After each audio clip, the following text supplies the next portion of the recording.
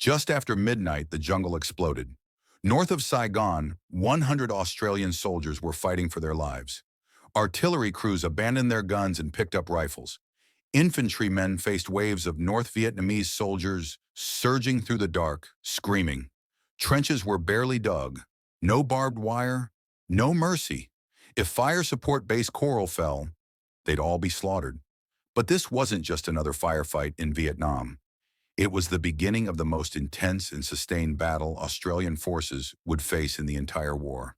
And hardly anyone outside of Australia talks about it. The Battle of CoralBalmoral lasted nearly a month. It pushed Australian infantry, artillery, and tank crews to their breaking point. It changed how Australia fought in Vietnam. And it proved that when the enemy came in force, the Australians stood their ground, shoulder to shoulder, with their American allies. This is not a story of perfect strategy. This is a story of survival, of grit, and of one of the bloodiest chapters of Australia's Vietnam War, nearly erased from history, until now. If you're new here, make sure to subscribe.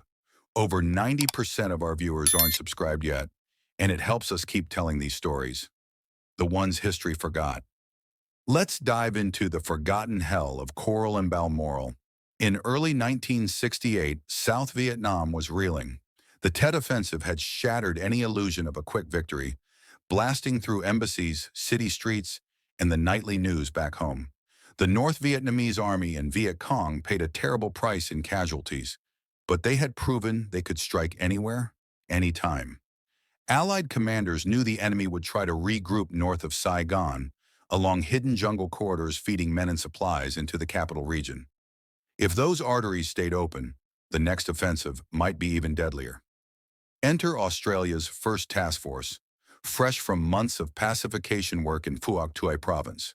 Canberra had promised Washington more muscle, and this, Operation Toan Thang, was the bill coming due. 2 infantry battalions, artillery batteries, combat engineers, medics, and helicopter pilots were told to move fast, cut the enemy's retreat lines, and establish fire support bases deep in hostile country. American intelligence said resistance would be light. Reality would prove otherwise. Helicopters beat the humid air as soldiers spilled onto a patch of red earth christened Fire Support Base Coral. The scene should have raised alarms. No razor wire, no cleared fields of fire, no overlapping arcs from the guns. Men who had spent the flight rehearsing safety drills now found themselves hacking out foxholes with entrenching tools the size of garden spades. Their positions were a kilometer apart, an eternity in jungle warfare. Daylight vanished behind thunderclouds, and with it, any chance to finish the perimeter. Yet spirits ran high. Australians had earned a reputation for aggressive patrolling and sharp bushcraft, honed in Malaya and Borneo. They trusted their officers, trusted the big American howitzers barking on the ridge, and trusted the rumor that the NVA had been mauled during Tet. Besides, the Yanks helicopter lifeline hovered just a radio call away. What could go wrong? Plenty. Unbeknownst to Allied planners, 3 seasoned NVA regiments were already moving south, loaded with fresh ammunition and revenge on their minds. Scouts watched every sandbag stacked at Coral, counting the guns and mapping the gaps. They reported back that the new base was green, exposed, and ripe for the taking. Orders were issued: destroy the Australians before they could dig in. Another fire support base, Balmoral, was already marked as the next target. As dusk settled on the 12th of May, a hot wind rustled the rubber trees and stirred the acrid smell of cordite. In the distance, a lone claymore mine snapped, then silence. The jungle seemed to breathe in. Everyone at Coral knew the enemy was out there. No one yet grasped how close or how determined that enemy was. On May 12, 1968, elements of the 1st Australian Task Force were flown into an open field roughly 20 kilometers north of Bien Hoa, just outside the operational reach of their usual base at Nui Dat. Their mission: establish a fire support base to intercept retreating North Vietnamese Army units still reeling from the Tet Offensive. They named it Fire Support Base Coral. From the start, almost everything went wrong. The helicopters arrived late, troops landed in scattered formations, and supplies were dropped far from where they were needed. Crucial equipment, like barbed wire and defensive materials, arrived hours after the infantry had already begun setting up. Even the artillery guns, the heart of any fire base, were deployed before proper perimeter defenses were in place. The terrain wasn't helping. The dense jungle surrounding Coral was an ideal hiding spot for enemy forces. The visibility was poor, the heat punishing, and the soil dry and hard. Nearly impossible to dig deep trenches in a hurry, but the Australians had no choice. They had to get to work. Fast. Most soldiers had no idea they were sitting on top of a major North Vietnamese staging area. Command had underestimated the scale and strength of the enemy forces in the area. Intelligence had suggested light resistance, perhaps some scattered Viet Cong. In reality, entire regiments of the North Vietnamese army were already watching them, waiting for nightfall. By evening, Coral was still barely a functioning base. Perimeter wire wasn't in place, gun pits were shallow, defensive arcs hadn't been fully coordinated. Soldiers ate from ration tins and tried to get some rest under their hooches, but unease was thick in the air. Then came the first sign. Distant movement, cracking branches, faint rustling in the jungle. Some soldiers swore they heard whispers, in Vietnamese. Suddenly, red tracer rounds ripped through the dark. The Australians were no longer alone, and Fire Support Base Coral was no longer just a map coordinate. It was a target. The opening act of the Battle of CoralBalmoral had begun, and the men on the ground were about to face one of the most chaotic and desperate nights in Australia's military history. The night of May 12th gave the men at Coral little sleep. Patrols returned, reporting movement just beyond the tree line. There were sounds that didn't belong to the jungle. Metallic clicks, short commands in Vietnamese, the unnatural silence of an enemy preparing to strike. By 3:30 a.m. on May 13th, the darkness lit up with a thunderclap of gunfire. The North Vietnamese army had begun their attack, and they weren't probing the lines. They were coming in hard, fast, and in overwhelming numbers. Hundreds of NVA soldiers launched a coordinated assault straight at the heart of the fire support base. Their objective was clear: overrun Coral, silence the artillery, and wipe out the Australians before they could fully establish themselves. The outer pickets were the first to take the brunt. Claymore mines detonated, flares went up, illuminating silhouettes sprinting through the trees. Australian infantry opened fire, but the sheer volume of enemy troops shocked everyone. In minutes, parts of the defensive perimeter began to collapse. The 102nd Field Battery, Royal Australian Artillery, suddenly found themselves in a life-or-death struggle, not with indirect fire, but with rifles and bayonets. Artillerymen, trained to work behind the lines, were now fighting at point-blank range. Many grabbed their personal weapons. Some fought with pistols. One gun crew was entirely overrun. The NVA reached the guns, knocking out 2 artillery pieces and briefly capturing their positions. At one point, hand-to-hand combat broke out inside the gun pits. The Australians refused to fall back.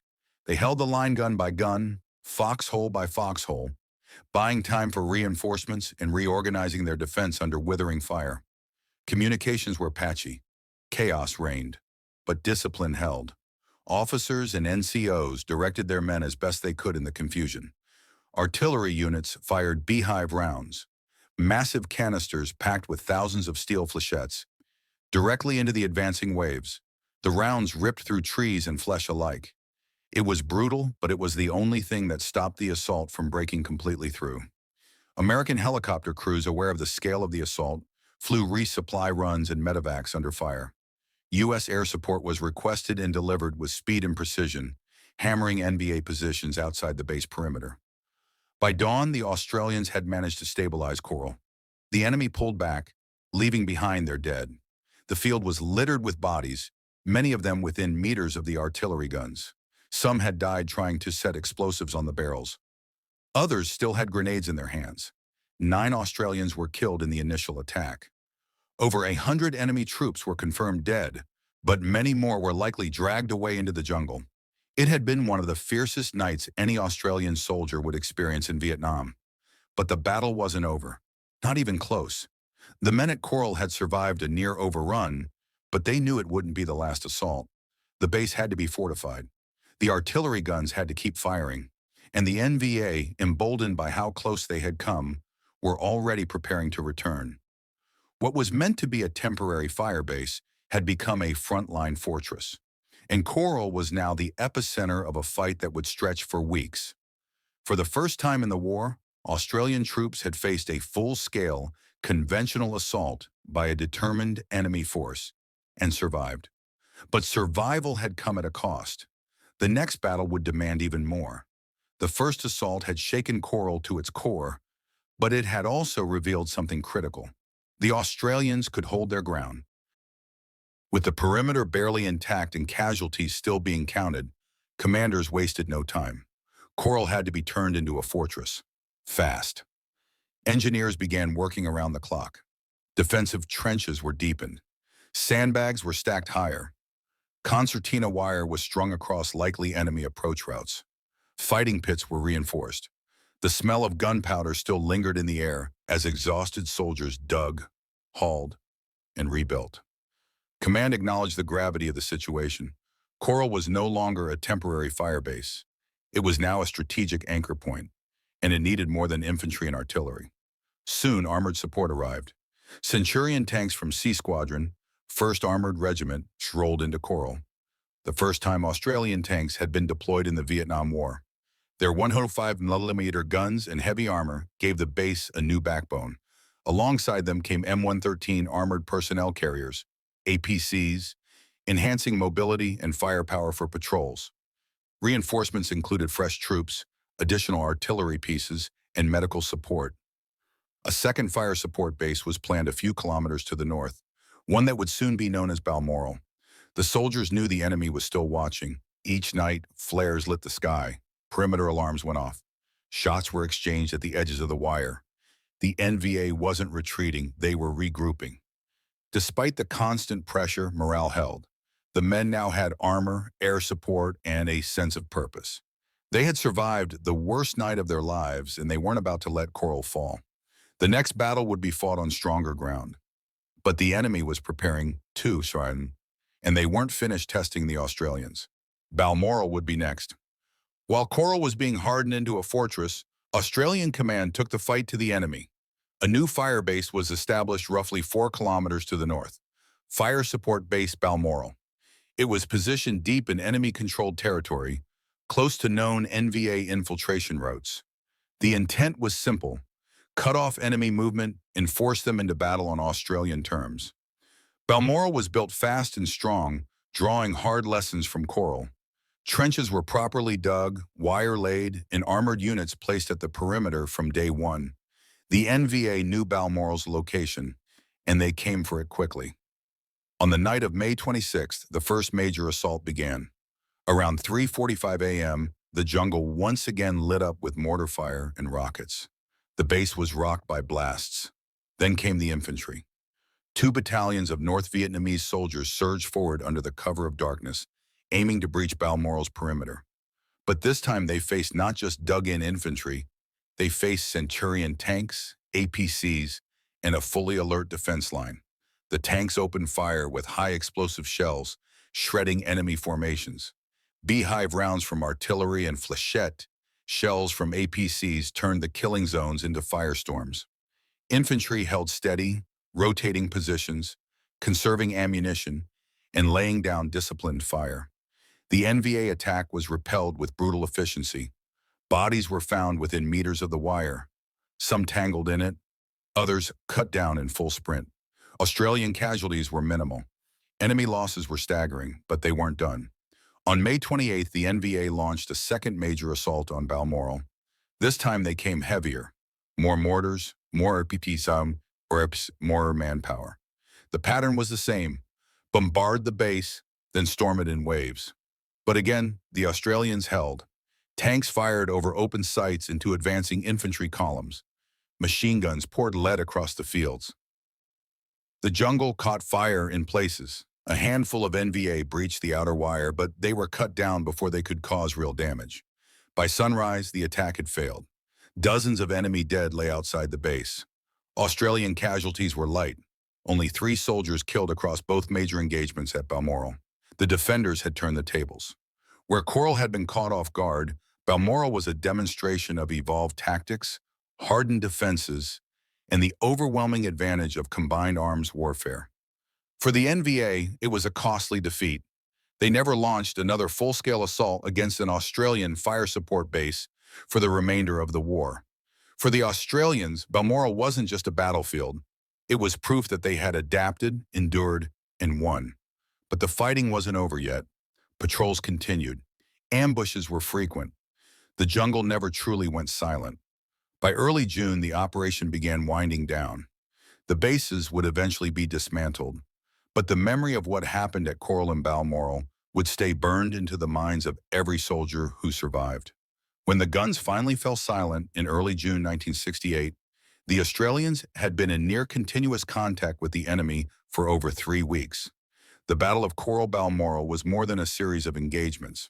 It was a grinding test of endurance, tactics, and survival in some of the harshest conditions of the Vietnam War. The final tally was sobering. 26 Australians were 99 wounded.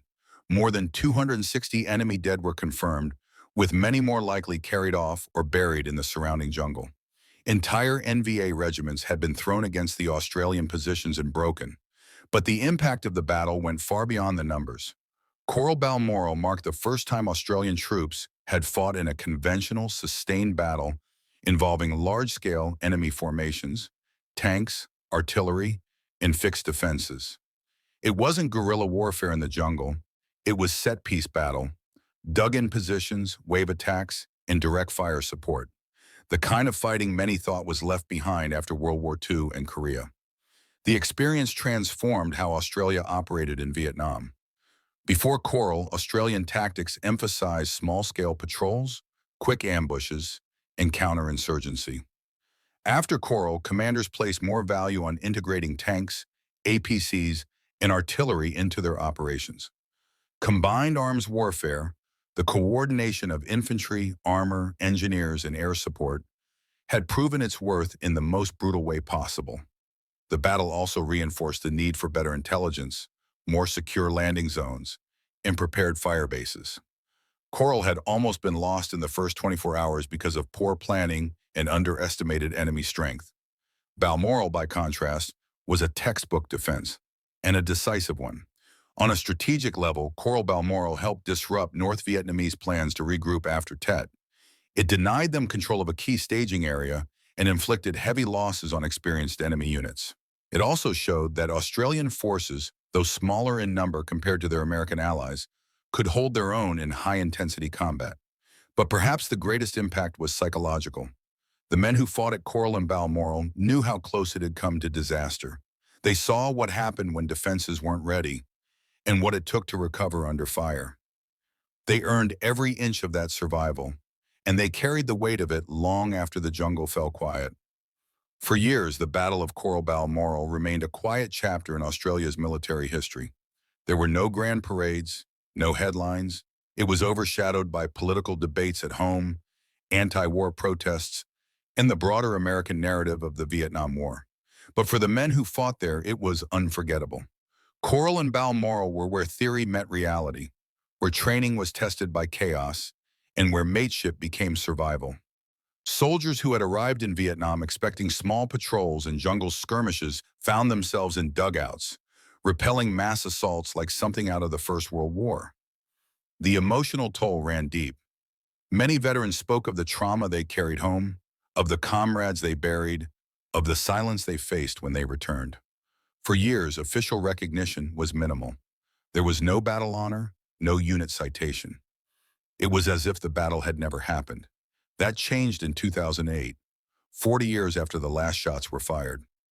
The Australian government finally awarded a unit citation for gallantry to the members of the 3rd Battalion, Royal Australian Regiment, for their role in the battle. Later, this recognition was extended to others who had served at Coral and Balmoral. Artillery, armor, engineers, medics, and infantry alike.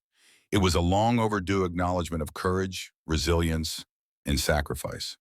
Today, CoralBalmoral is remembered as one of the defining moments of Australia's involvement in Vietnam. Monuments have been built, ceremonies are held each May, and the names of the fallen are spoken aloud, not just in Australia, but by historians and military students across the world. It stands as a reminder that even in a war marked by politics and public doubt, Some battles were fought with unquestionable bravery. That even in unfamiliar terrain, thousands of miles from home, soldiers found the strength to stand their ground. CoralBalmoral wasn't just a battle, it was a turning point. And for those who fought it, it was the fight of their lives. CoralBalmoral was never about glory, it was about grit, about men who were thrown into a fight they didn't expect and refused to break. They dug in, they stood their ground, they adapted, held the line, and pushed back against a force that was supposed to overrun them. In a war filled with confusion, controversy, and chaos, this battle stood out as something brutally clear, a test of survival and a testament to what Australian soldiers were capable of under the worst conditions imaginable. For American viewers, it's a reminder that they weren't the only ones bleeding in the jungles of Vietnam. Their allies, especially the Australians, carried their share, and more. Shoulder to shoulder, under fire, they held the line together. If you've made it this far, thank you for watching. These stories matter, not just to those who live them, but to anyone who wants to understand the cost of war and the strength it demands. If you enjoyed this video, give it a like, share it with someone who appreciates forgotten military history, and hit that subscribe button. More stories like this are coming soon. And to the men of Coral and Balmoral, we remember you.